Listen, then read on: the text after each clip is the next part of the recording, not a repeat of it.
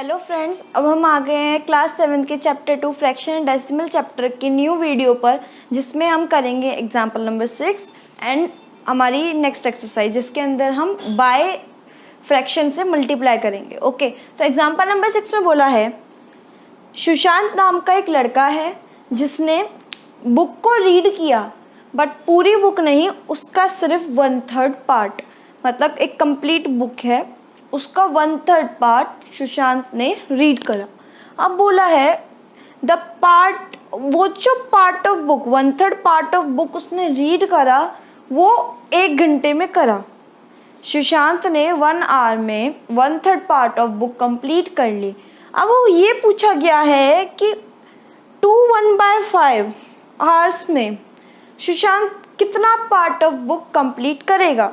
तो हमने भाई 5th 6th क्लास से ही हमें पता है इस चीज़ के बारे में कि जब हम कम से ज़्यादा पे जाते हैं तो मल्टीप्लिकेशन होता है, और ज़्यादा से कम पे जाते हैं तो डिवीज़न होता है। ये चीज़ हमने शॉर्टकट बनाया था पहले से ही, तो उसी शॉर्टकट को देखो ना।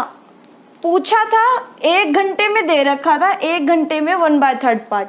तो एक बात बताओ, जब 1 से हम ज़्यादा पे जाएंगे तो मल्टीप्लिकेशन, तो अगर 1 आवर में इतना कंप्लीट करा तो 2 1/5 आवर में 1/3 मल्टीप्लाई, जितने आवर्स हमें चाहिए उतने मल्टीप्लिकेशन 1/3, फिर वही 5 इस मिक्स फ्रैक्शन में प्रॉपर फ्रैक्शन में कन्वर्ट करना। 5 2 10 प्लस 1 11, 11/5। 1 को 11 से मल्टीप्लाई करेंगे तो 11 आएगा, अपॉन में 3 को 5 से मल्टीप्लाई करेंगे तो 15 आएगा। तो सीधी सीधी बात है, वही जैसे मल्टीप्लिकेशन तो हमें नॉर्मल करनी है, लेकिन हमें कॉन्सेप्ट को ध्यान से देखना है। अब ये एक्सरसाइज 2.3 का क्वेश्चन नंबर 1 करते हैं। उसमें हमें बोला है फर्स्ट पार्ट में 1/4 का ऑफ निकालना है, by 1/4, by 3/5, by 4/3। Okay, of का मतलब मैंने पिछली वीडियो में क्या बताया था, ऑफ का मतलब है मल्टीप्लाई।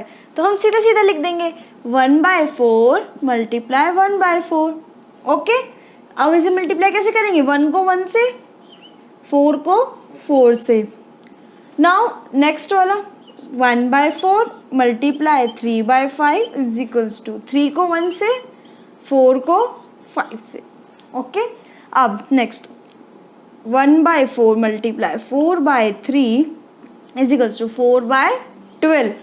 अब इसको आप यहाँ भी छोड़ सकते हैं, चाहे इसको डिवाइड करके भी लिख सकते हैं। 2 2 = 4, 2 6 = 12, 2 1 = 2, 2 3 = 6 इज इक्वल्स टू 1/3। अब सेकेंड पार्ट भी वही है, बस इस बार नंबर है 1/7, जिसको 2/9 से इसका ऑफ निकालना है, तो 2/63।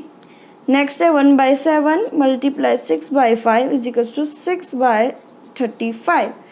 Next 1/7 multiply 3/10 is equals to 3/70। ये हमारे आंसर। तो क्वेश्चन नंबर 2 में हमें सिंपल मल्टीप्लिकेशन दे रखी है, पर उसमें एक चीज़ और बोली है, उसके सिंपलेस्ट फॉर्म तक, शॉर्टेस्ट फॉर्म तक हमें लाना है अगर पॉसिबल है।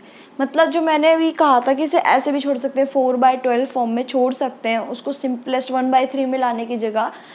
तो अगर क्वेश्चन में ऐसा लिखा है तो हमें पक्का सिंपलेस्ट फॉर्म तक लाना ही लाना है, वरना हमारे मार्क्स कटेंगे, क्योंकि क्वेश्चन में मेंशन है ये बात। ओके, तो अब इसे हम कैसे करेंगे। पहली बात तो हमें सिंपल मल्टीप्लिकेशन आती है। ओके, कैसे आती है, ये हमारा फर्स्ट पार्ट है, सिंपल मल्टीप्लिकेशन है, वो तो हमने कर ली। और जैसे सेकंड पार्ट में हमने जब मल्टीप्लिकेशन करके देखा कि हम इसे सिंपलेस्ट फॉर्म में ला सकते हैं। कैसे ला सकते हैं, अगर मैं इन दोनों नंबर्स को देखूं, ये दोनों नंबर 7 से डिविजिबल हैं, तो मतलब मैं इसे 7 से डिवाइड कर दूंगी। तो अगर 7 को मैं 14 से डिवाइड करूँ तो 2, और 63 से डिवाइड करूँ तो 9 आएगा। ओके, तो हमारा फाइनल आंसर आ गया 2/9। अब ये दोनों नंबर किसी से डिविजिबल है, नहीं है भाई, 2 और 9 किसी सेम नंबर से डिविजिबल नहीं है, तो ये हमारी सिंपलेस्ट फॉर्म है। ओके, और जैसे थर्ड पार्ट है, उसमें जब मैंने मल्टीप्लाई किया तो 18/32 आया। और जब मैं 18/32 को डिवाइड देखूँ तो वो दोनों 2 से डिविजिबल हैंगे। तो मैं एक काम करती हूँ, जब 2 से डिवाइड करूँगी तो 2 9 = 18 होता है, और 2 16 = 32। और अब ये बताओ मेरे को, 9/16 में दोनों नंबर किसी सिंगल नंबर से डिविजिबल है? नहीं भाई। 9 3 से और 16 4 से, ऐसा कोई नंबर तो नहीं है ना जो दोनों को डिवाइड करता हो, तो ये सिंपलेस्ट फॉर्म होगी उसकी। ओके, अब फोर्थ पार्ट में हमने नॉर्मल मल्टीप्लिकेशन करी, ये किसी से भी डिविजिबल नहीं होगा, ये इसकी लास्ट फॉर्म है, इससे ज़्यादा हम इसे सिंपलेस्ट फॉर्म में नहीं कर सकते। ओके, अब फिफ्थ पार्ट में देखो 15/24 आंसर आया है। अब हम ध्यान से देखें तो 15 और 24 दोनों किससे डिवाइड होते हैं? 3 से। तो वही 3 5 ज़ा 15 और 3 8 ज़ा 24, तो हमारा आंसर आ गया 5/8। ये हो गया फाइनल आंसर। ओके, और सिक्स्थ एंड सेवन्थ पार्ट में वही हमारा सिंपल आंसर आ रहा है। कोई नंबर 3 भी वही मल्टीप्लिकेशन का क्वेश्चन है। अब तो हम माहिर हो गए अभी मल्टीप्लाई करने में, सही बात है ना। तो ये भी बहुत इजीली हम सॉल्व कर लेंगे। कैसे? फर्स्ट पार्ट में देखेंगे, अगर हम जो सॉल्व करेंगे तो 42/20 आ रहा है। भाई मिक्स फ्रैक्शन को खोलेंगे कैसे? 4 को 5 से मल्टीप्लाई, 20 को 1 से प्लस, 21/4 सिंपल। 2 को 21 से मल्टीप्लाई किया 42, 5 को 4 से मल्टीप्लाई किया गया 20। अब हम देखें तो ये दोनों नंबर 2 से डिवाइड हो रहे हैं तो 2 2 ज़ा 4, 2 1 ज़ा 2, तो 2 21 ज़ा 42 और 2 10 ज़ा 20। तो हमने इसको सिंपलेस्ट फॉर्म में लिख दिया, सिंपल। ऐसे सेकंड पार्ट में देखें तो ये इसकी सिंपलेस्ट फॉर्म है, इससे आगे डिवाइड नहीं होगा। और थर्ड पार्ट में अगर मैं देखूँ तो 48/6 आ रहा है, मैं ये भी 2 से डिवाइड कर सकती हूँ। 2 3 ज़ा 6 और 2 24 ज़ा 48। एक और चीज़ सुनो, अब क्या है हमारा 24/3। एक बार बताओ, क्या ये दोनों नंबर और भी किसी नंबर से डिविजिबल हैं? हाँ, 3 से। तो अगर मैं देखूँ तो 3 1 ज़ा 3 और 3 8 ज़ा 24, मतलब कि हमारा फाइनल आंसर है 8। ये नहीं है कि एक बार ही सिंप्लीफाई होगा, सिंप्लीफाई कई बार हो सकता है। ओके, तो एक बार काटा तो देखा एक और नंबर है जो इससे डिवाइड करता है। ओके, अब इसको किया तो यहाँ ये इसकी सिंपलेस्ट फॉर्म है।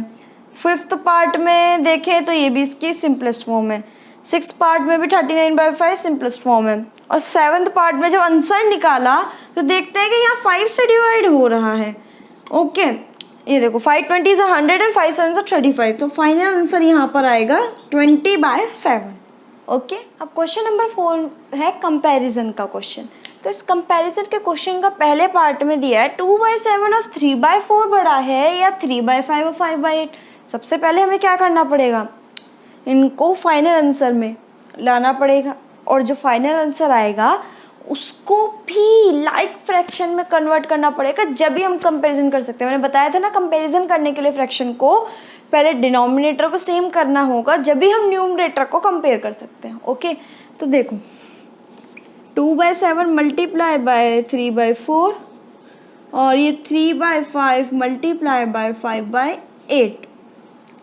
अगर मैं इसको सॉल्व करूँगी तो आंसर आएगा 3/14। चाहे तो सॉल्व करके देख सकते हो आप लोग, मैं इसका बस तरीका बता रही हूँ क्या क्या आएगा। तो जब हमने इसे सॉल्व किया तो आंसर आया 3/14 और इसका सॉल्व किया तो आया 3/8। अब ना आप सोचोगे कि लाइक फ्रैक्शन में कन्वर्ट कर सकते हैं, लेकिन यहाँ तो न्यूमरेटर सेम आ रहा है, तो क्यों ना हम, अब ना मैं यहाँ पर आपको एक ट्रिक बताती हूँ। इसको हम लाइक फ्रैक्शन में कन्वर्ट नहीं करेंगे। क्यों? क्योंकि इसका न्यूमरेटर सेम आ रहा है। हम डिनोमिनेटर सेम करने की सोचे थे, लेकिन इसमें ऑलरेडी न्यूमरेटर सेम है, तो अब हम यहाँ पर डिनोमिनेटर में कंपेयर करेंगे। अब यहाँ पे उल्टा हो गया। कैसे? जब हम न्यूमरेटर कंपेयर करते थे तो हमारा कंपैरिजन सीधा सा होता था, जो छोटा नंबर है वो छोटा है, जो बड़ा है वो बड़ा है। लेकिन जब हम डिनोमिनेटर की बात करते हैं तो वहाँ उल्टा हो जाता है। जैसे कि यहाँ पे न्यूमरेटर सेम है दोनों में, लेकिन डिनोमिनेटर एक का 14 है, एक का 8 है, तो यहाँ पर डिनोमिनेटर किसका बड़ा है? 3/14 का डिनोमिनेटर बड़ा है, तो ये अब 3/8 से छोटा माना जाएगा, मतलब उल्टा हो जाएगा। बिल्कुल सिंपल सी बात है, तो हमारा आंसर है ये। ओके, अब यहाँ पर भी जैसे हम नॉर्मली सॉल्व करेंगे 6/7, तो ये हमारा आंसर आ जाएगा 3/7। ओके, और जब इसे सॉल्व करेंगे हम तो इसमें आ जाएगा 2/7। तो यहाँ तो ऑलरेडी डिनोमिनेटर सेम है, लाइक फ्रैक्शन है, तो हम कंपेयर करेंगे न्यूमरेटर, तो यहाँ पर 3/7 बड़ा है या 2/7? 3/7, तो यहाँ पे कंपैरिजन ही आ गई। ओके, अब क्वेश्चन नंबर 5 में बोला है कि 4 सैपलिंग्स हैं जिनमें 2 सैपलिंग्स के बीच का डिस्टेंस है 3/4 मीटर। अब ये बोला है कि फर्स्ट सैपलिंग और लास्ट सैपलिंग के बीच में कितना डिस्टेंस होगा। तो पहली बात, 2 सैपलिंग्स के बीच में डिस्टेंस कितना दे रहेगा? 3/4 मीटर। तो इन दोनों के बीच में कितना डिस्टेंस होगा? या तो मैं सारे डिस्टेंस को प्लस कर लूं, 3/4 प्लस 3/4 प्लस 3/4, या फिर डायरेक्ट एक बार, 2 बार, 3 बार प्लस करना है तो डायरेक्टली 3 से इसे मल्टीप्लाई क्यों ना करवा दे, और आंसर 9/4 मीटर आ गया। इट्स सिंपल, इसमें कुछ नहीं करना था। नेक्स्ट क्वेश्चन है कि दीपिका ने इतने घंटे लेती है रोज एक बुक को पढ़ने में, तो वो एक दिन में कितना आवर्स ले रही है? 1 3/4 आवर्स ले रही है एक दिन में बुक को पढ़ने में।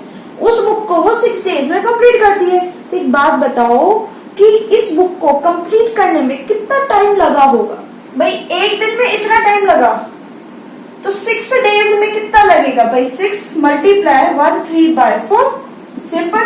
तो 6 मल्टीप्लाई 4 को 1 से मल्टीप्लाई करूंगी 4, और 4 प्लस 3 7, तो 7/4। तो इसका फाइनल आंसर आएगा 21/2 आवर्स। दिस का फाइनल आंसर। अब क्वेश्चन नंबर 7 में बोला है कि कार 1 लीटर पेट्रोल में 16 किलोमीटर ट्रेवल करती है, तो 2 3/4 लीटर पेट्रोल में कितना ट्रेवल करेगी? वही बात, 1 से ज्यादा पे आ रहे हैं तो मल्टीप्लीकेशन होगा, तो 16 मल्टीप्लाई 2 3/4, 16 मल्टीप्लाई 4 2 जा 8 plus 3 11/4, that is 44 kilometre. Okay, अब 8th क्वेश्चन में आप फिल इन द ब्लैंक्स है।